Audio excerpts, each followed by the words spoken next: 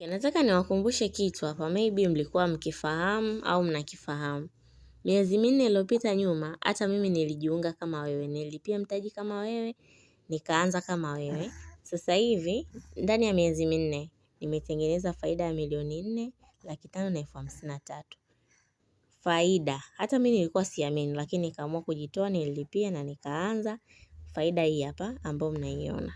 Haya, njia ambazo nimeweza kuzitumia kuniingizia pesa ni hizi huku.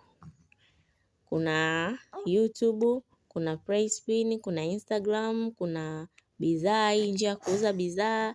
Yaani hizi zote hizi ndio njia ambazo nilizitumia zikaniingizia hii pesa ambayo niko nayo sasa hivi hapa. Sasa wewe endelea kusema ni utapeli, sijui mtanitapeli mtaji wangu, alafu tuangalie mpaka mwaka unaisha au utakuwa na shilingi ngapi na mimi nitakuwa na shilingi ngapi. Hivi ni biashara gani unaweza ukalipia mtaji kidogo afu ukapata faida kama hivi?